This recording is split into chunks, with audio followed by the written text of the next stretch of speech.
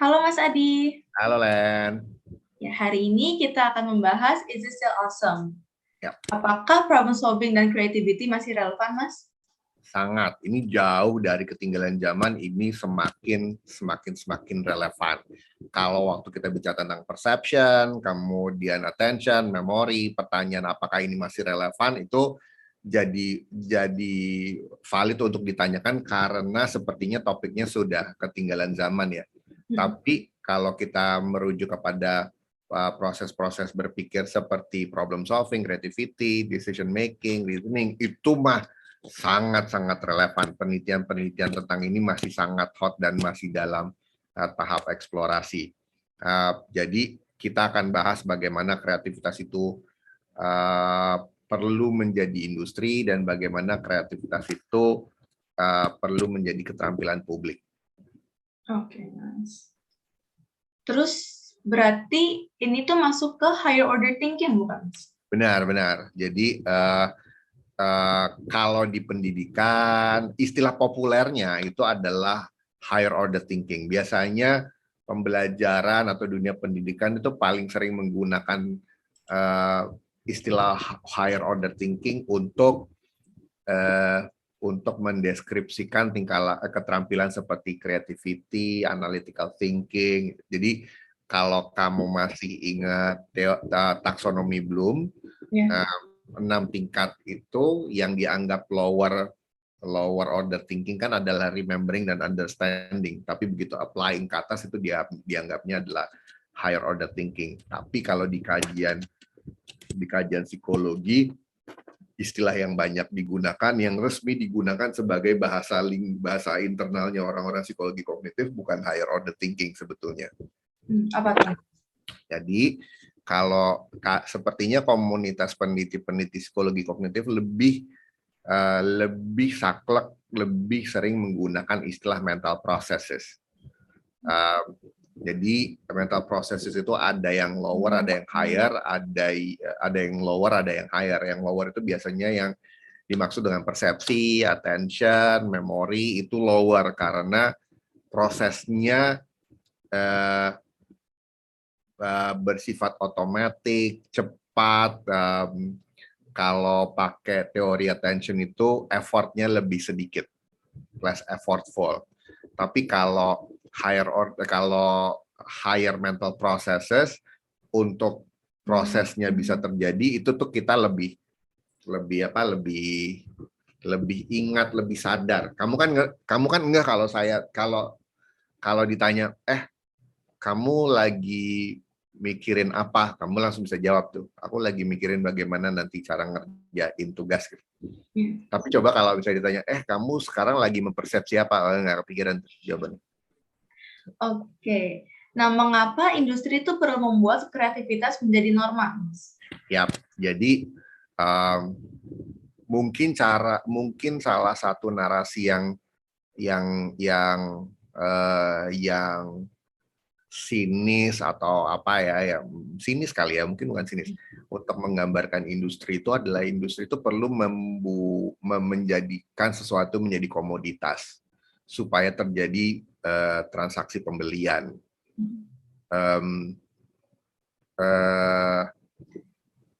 Teknologi, kemajuan zaman itu membuat orang-orang itu sudah mampu untuk berkreasi sendiri.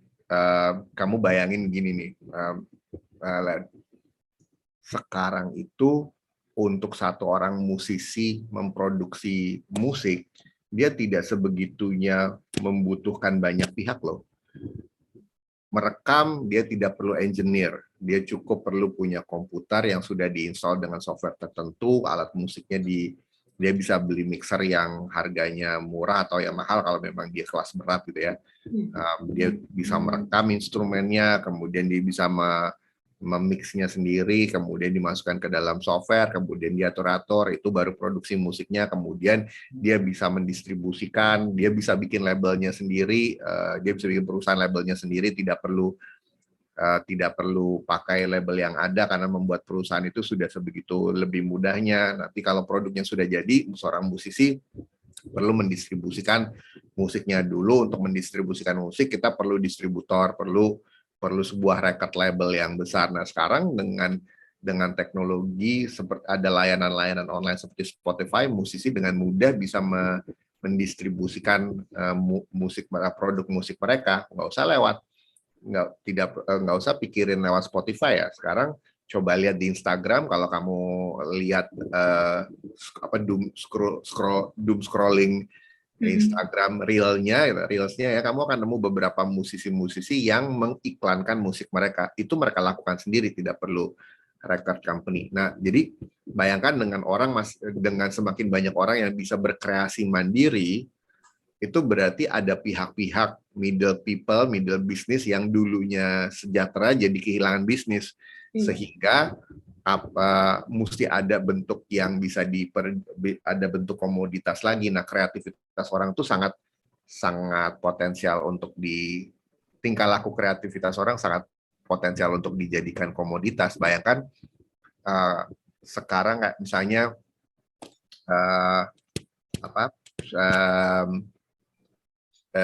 kamu pernah lihat aplikasi seperti Udemy, kemudian Coursera, itu kan bayangkan bahwa sekarang kamu tidak perlu lagi untuk bikin aplikasi untuk bisa melakukan training online karena ternyata sudah ada platformnya. Jadi kamu tinggal berkreasi konten, kemudian konten kamu titipkan di Coursera, dan Coursera akan membantu kamu untuk mempublikasikan, mempromosikan, menjual barang dagangan kamu. Jadi industri itu memang sangat perlu untuk membuat orang-orang itu jadi kreatif, karena dengan lebih banyak produk-produk yang dibuat oleh orang-orang, mereka produk-produk kreatif mereka bisa dijual. Nah, ini jadi industri. Dengan kata lain, kreativitas itu menjadi trait yang normatif, bukan eksklusif. Dulu kalau kita sebut kreativitas tuh kayaknya orang-orang yang kreatif itu cuma orang-orang dengan kepribadian tertentu, dengan akses tertentu. Ya sekarang nggak begitu. Sekarang semua orang dengan akses teknologi, dengan akses pendidikan yang lebih baik itu sudah bisa berkreasi. Nah, sebetulnya tahun 1980-an itu sudah ada penelitian yang menawarkan ide bahwa kreativitas itu bukan trait yang eksklusif loh. Jadi kreativitas itu tidak selalu ngomongin tentang Da Vinci, ngomongin tentang Salvador Dali atau orang-orang yang highly yang exceptional seperti Bill Gates, Steve Jobs. Ada istilah yang disebut sebagai kreativitas, everyday creativity, kreativitas sehari-hari. Semakin idenya adalah kalau satu orang itu bisa menciptakan sesuatu yang orisinal dan punya makna, walaupun makna itu pribadi gitu ya, itu sudah disebut sebagai kreativitas. Jadi dosen bisa saja kreatif, kemudian seorang manajer bisa saja kreatif, seorang polisi bisa saja kreatif, musisi ya pasti harus kreatif gitu. Tapi kreativitas itu jadi keterampilan yang bisa dilakukan oleh siapapun. Nah, dulu tahun 1980 topik everyday creativity itu ya baru sekedar topik, ya baru pembicaraan. Penelitinya menggali topik-topik tentang everyday creativity masih dalam tahapan mendeskripsikan. Ini kan kalau tingkatannya sains kan tujuannya dari pertama adalah mendeskripsikan, kemudian menjelaskan, sampai kemudian memprediksi, dan kemudian mengintervensi.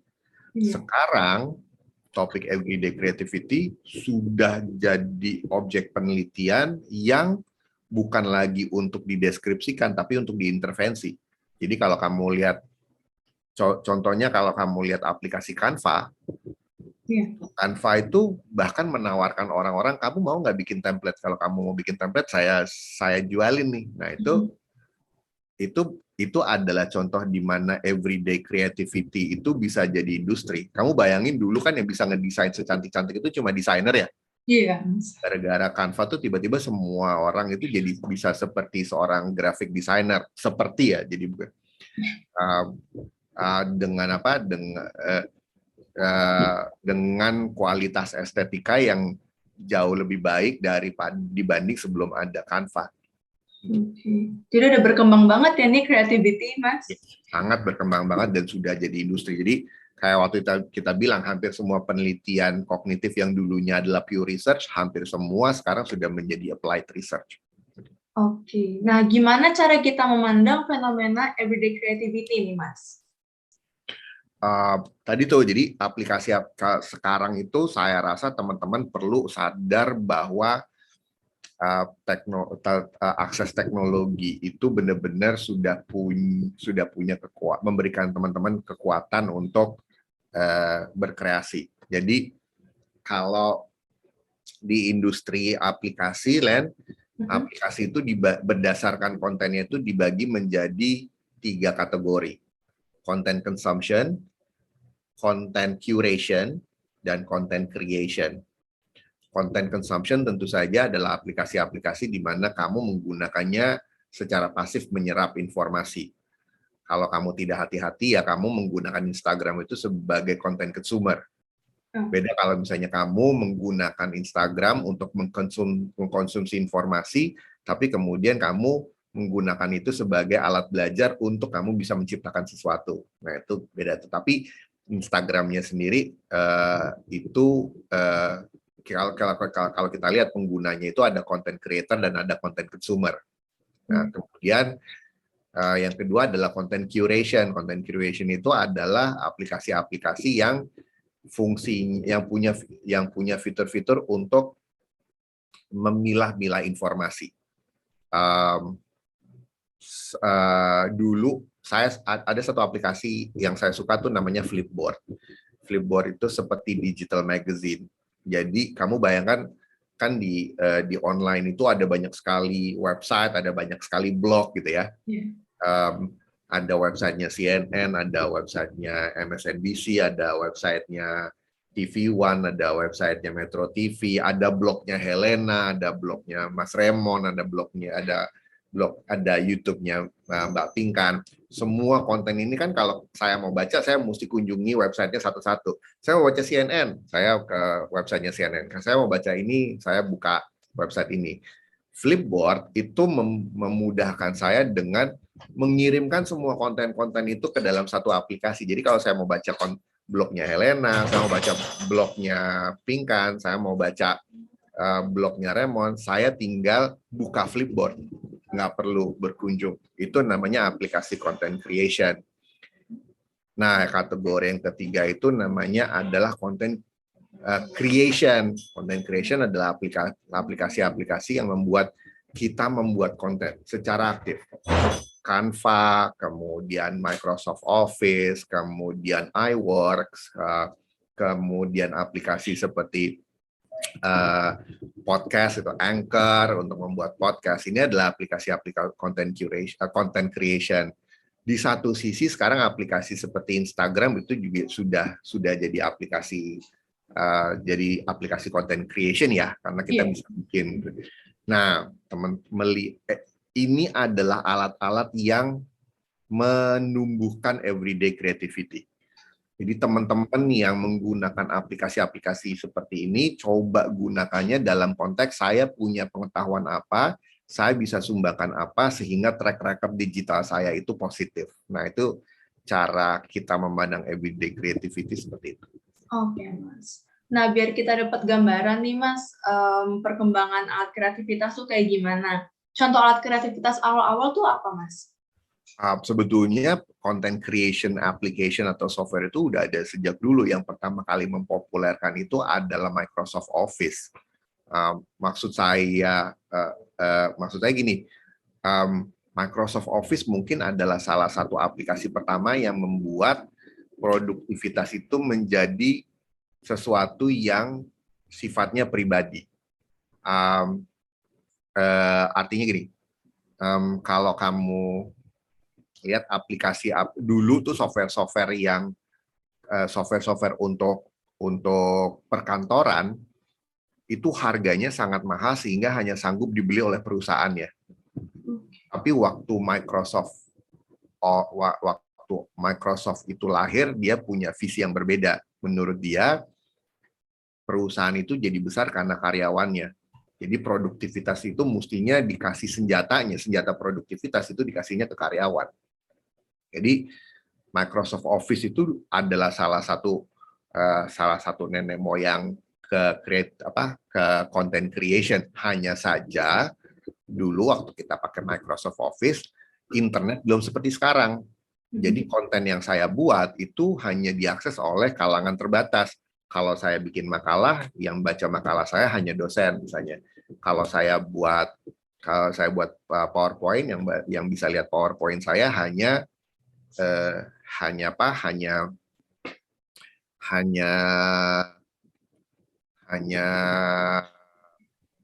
peserta training saya.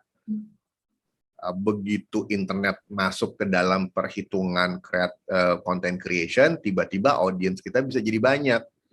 Nah, kalau dulu Microsoft Office itu cuma memberdayakan kita untuk membuat dokumen, untuk membuat database, dan untuk membuat presentasi, karena teknologi internet itu memungkinkan kita untuk punya audiens yang lebih banyak, keterampilan membuat konten yang dibidik itu juga jadi luas, Len. Jadi ada keterampilan untuk mengedit film, ada keterampilan untuk membuat film, kan kamu menjadi movie maker gitu loh. Itu adalah profesi yang tadinya eksklusif, tiba-tiba sekarang hampir semua orang bisa coba praktekkan to some certain level ya. Musisi, karena kamu bisa mengakses, karena sekarang kalau kamu main instrumen musik bisa dengan mudah direkam ke komputer kamu, ya berarti kamu sekarang sudah bisa memproduksi musik. Berarti kan itu kan adalah to some level adalah profesinya musisi ataupun sound engineer. Dan dengan koneksi internet, kamu bisa mendapatkan audiens yang lebih banyak. Jadi worth it untuk mempelajari, untuk membuat konten, bukan konten hanya produktivitas, tapi konten kreativitas. Iya. Gitu. Oke. Nah, kalau di zaman sekarang tuh perkembangan layanan aplikasi produktivitas gimana tuh, Mas? Nah, sekarang itu perkembangan aplikasi-aplikasi produktivitas dan kreativitas itu bukan main cepat dan luas, Len. Jadi industri itu benar-benar membuat everyday people, seakan-akan ya orang awam gitu, jadi punya kemampuan kreatif sampai level tertentu. Kalau dulu ada satu kutipan di filmnya, di satu film Incredibles-nya Pixar, yang pertama, kalau semua orang superhero, no one is superhero, kayak gitu. Sekarang tuh hampir gitu.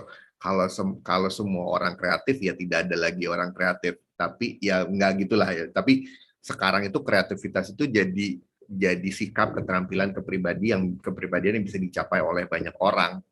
Contohnya, dan industri itu sangat memberikan fasilitas kita untuk sana. Jadi misalnya gini, ada satu aplikasi mobile namanya Procreate, Land. Itu ya, kamu tahu ya aplikasi itu ya? Yeah. Aplikasi itu, buat yang belum tahu, Procreate itu ada aplikasi untuk menggambar. Dan ini bukan aplikasi menggambar itu, Procreate bukan aplikasi menggambar yang pertama. Tapi dia adalah aplikasi menggambar yang dianggap salah satu yang pertama, yang membuat pengalaman menggambar di media digital itu jadi sangat mendekati menggambar seperti di kertas gitu kan ya, dengan medium apapun, maksudnya dengan kanvas, melukis dengan cat minyak, melukis dengan akrilik, melukis dengan pensil warna, menggambar dengan cat air, itu simulasinya sebegitu hidup di Procreate. Nah, kamu bayangin gini, jadi aplikasi ini, dulu tuh aplikasi ini kalau nggak salah harganya 39.000 deh waktu pertama kali terbit. Sekarang kalau nggak salah udah 100 ribuan deh ya. Harganya naik terus ya, karena fiturnya nambah terus, kemudian hardware-nya juga, prosesornya semakin kuat, jadi fiturnya ditambah lagi, semakin mendekati profesional. Nah, si aplikasi Procreate ini, bayangin kamu bisa mendapatkan alat gambar apa saja. Pensil warna ada, spray paint ada, cat minyak ada, arang charcoal ada, kemudian watercolor ada, brushnya bisa macam-macam. Selain brush kita bisa bikin stamp. Itu semua bisa didapatkan dengan aplikasi yang harganya 100.000, 200.000. Aku kayaknya nggak sampai 300.000, 100.000 deh, 139 kalau nggak salah.